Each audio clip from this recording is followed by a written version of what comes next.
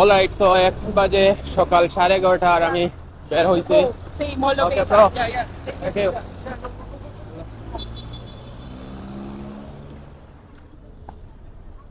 Alright guys, তো বর্তমানে আমি আছি মল অফ এশিয়ার সামনে। টাইটেল এন্ড থাম্বনেল দেখে আপনারা তো বুঝতেই পারছেন আমি আজকে যাচ্ছি সেবুতে। সেবু হচ্ছে ফিলিপিন্সের আর একটা আইল্যান্ড। আর আমার ফ্লাইট হচ্ছে 4:15-তে। এখন বাজে 12টা। আমি ভাবলাম যে আরো 2 ঘন্টা এখানে ঘুরে তারপর আমি এয়ারপোর্টে যাব। এখানে আসতে আমার 20 পেসো লাগছিল, কারণ জাস্ট আমি বাসে করে আসছি। গ্রাবে দেখছিলাম 70-80 পেসো। তো আমি যেহেতু এই ব্লগগুলো বাজেট ট্রাভেলিং এর উপর হবে, তো আমি সব প্রাইসগুলো বলবো আপনাদের। আর আশপাশের সিনারিওটা আপনারা দেখতেই পারতেছেন। আসলে এটা হচ্ছে সামনের সাইড, আর এই যে আপনারা দেখতে পারতেছেন মল অফ এশিয়া। আমরা এখন এন্ট্রি নিব। এই যে এখানে লেখা আছে। আমার অ্যাকচুয়ালি মেইনলি আমি কারেন্সি এক্সচেঞ্জ করবো, তাই ভাবলাম এখানে কারেন্সি এক্সচেঞ্জও করে নিলে আমার এইটা দেখাও হয়ে গেল। তো মানে আমি আছি মল অফ এশিয়ার 3rd ফ্লোরে। আর এইখানটা ওরা একটা মিনি পার্কের মতো বানায় রাখছে। এদিকে একদম এডিডাসের ফুটবল পার্ক, মলের উপরেই অনেক সুন্দর মাঠ বানানো। মানে আমি দেখে একদম অবাক। মানে মলের উপরে যে মাঠটা থাকবে এটা আমি জানতাম না। আমি জাস্ট ঘুরতে ঘুরতে আসছি, এসে এখন দেখি এই যে এটা হচ্ছে একটা mini stadium, Adidas football park. So আপনারা আমার ব্যাকগ্রাউন্ড চেক করে দেখতেই পারতেছেন কিরকম গার্ডেনিং করা। পুরো উপর শপিং মল করে বোঝা যায় না, মনে হয় আমি গ্রাউন্ডে আছি। সামনে হচ্ছে সমুদ্র, এখান থেকে সমুদ্রের ভিউ দেখা যায়। আমি সমুদ্র দেখাচ্ছি আপনাদের। এই যে দেখেন, এই যে সামনের সাইডটা হচ্ছে সমুদ্র। এই জায়গাটা দেখে আসলেই সুন্দর লাগলো। মানে শপিং মলের উপরে গার্ডেনিং করা, নিচে শপিং মল। নিচে যাব, নিচের ভিউ সাইড দেখে আসবো। এটা হচ্ছে শপিং মলের সাইড, আর এই সাইড দিয়ে হচ্ছে ওশেন। এই সাইডে ওয়াকওয়ে পার্কের মতো বানায় রাখছে সুন্দরী। অনেক ভালো বাতাসও আসতেছে। অলরাইট, তো মল অফ এশিয়া ঘুরলাম, ভালোই লাগলো। এখন আমরা চলে যাব এয়ারপোর্টের উদ্দেশ্যে, কারণ অলরেডি 1:30 বাজে। আমার যাইতে যাইতে আরো 30-40 মিনিট লাগবে। তারপর আমার 2 ঘন্টা আগে ঢুকতে হবে ফ্লাইটের জন্য। তো এটা ভালোই লাগছে, খারাপ না।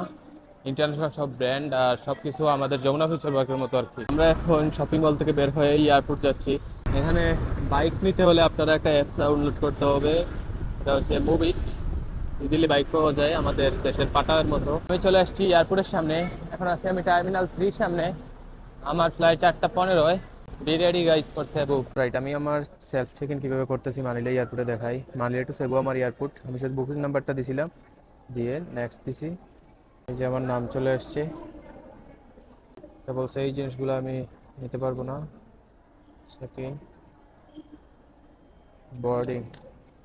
এই যে আমার বোর্ডিংটা বের হয়ে গেছে।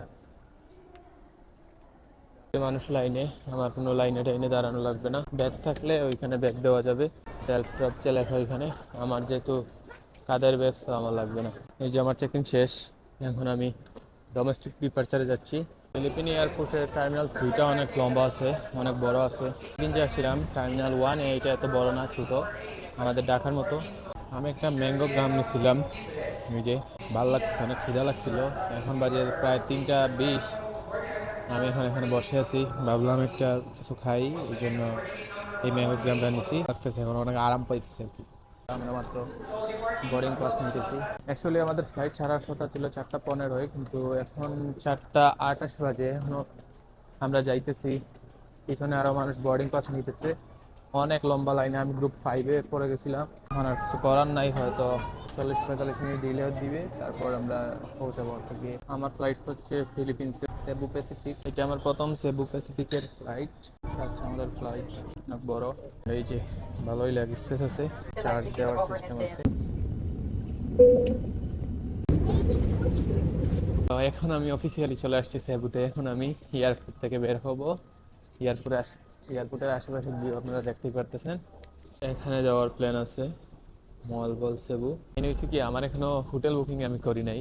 আমি এখন বের হব, বের হয়ে কোন জায়গায় যাব ওইটা ডিপেন্ড করবে। তারপর আমি হোটেল বুকিং দিব দেখি, তাহলে মল বল গিয়ে ওইখানে একসাথে হোটেল বুকিং দিয়ে ওইখানে থাকবো। এখানে থাকি তাহলে তো আর কোনো সমস্যা না, যে কোনো হোটেলে গিয়ে থাকতে পারবো, বা যে কোনো হোস্টেল, হোটেল বলতে আমি হোস্টেল বা ডরমিটরিতে থাকবো। অলরাইট, তো অফিসিয়ালি আমি এখন আছি সেবু সিটিতে। এয়ারপোর্ট থেকে আমি বের হয়েছি মাত্র। এয়ারপোর্ট থেকে বের হওয়ার পর মানুষ ট্যাক্সি নেয়, গ্র্যাব নেয়, আমি যাব বাসে, একদম বাজেট ট্রাভেলিং করে। এয়ারপোর্ট ট্রান্সফার, এটা হচ্ছে বাস, এটা সোজা আমাকে সিটিতে নিয়ে যাবে। এখন আমি সিটিতে যাই, গিয়ে তারপর ডিসাইড করবো কই যাব। অলরাইট, তো এয়ারপোর্ট বাস আমাকে নামাইছে লাফু লাফু সিটিতে আইনা। এখান থেকে আমি বাস ধরবো, আর একটা ধরে আমি যাবো পার্ক মল থেকে সাউথ বাস টার্মিনাল।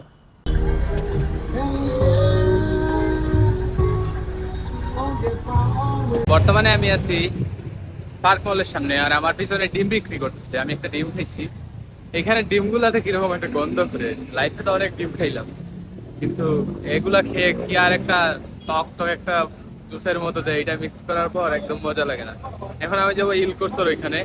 ইলকোর্সো বেসিক্যালি একটা সমুদ্রের সাইডে, অনেক সুন্দর মানে বাতাস খাওয়ার জন্য। মানে আজকে আমি মল বল যাচ্ছি না, কারণ ওইখানে গেলে রাতের বেলা গাড়ি পাওয়া যায় না, যেহেতু এটা সিটি এরিয়া না। তাই এখন আমি এখান থেকে ইলকুর্সো যাবো, আর ইলকুর্সো থেকে একটু সময় কাটায় তারপর চলে যাব সাউথ বাস টার্মিনাল। ওকে, আমি লাভো সিটি দেখে আমি পার্ক মলের এখানে আসছিলাম 15 পেসো দিয়ে, আর এখন এখান থেকে আমি ইলকুর্সো যাব। বাইক নিচ্ছি কারণ এটা একটু দূরে আছে, 8-9 কিলোমিটারের মতো। তো 8-9 কিলোমিটার জন্য আমার কাছ থেকে 130 পেসো নিচ্ছে। আর ডিমের দাম ছিল 15 পেসো, মানে 15 পেসো। কুকের দাম 20 পেসো। তো এখন আমি এই যে বাইকে উঠবো, উঠে চলে যাবো ইলকুর্সো, ওইখানে দেখা হবে।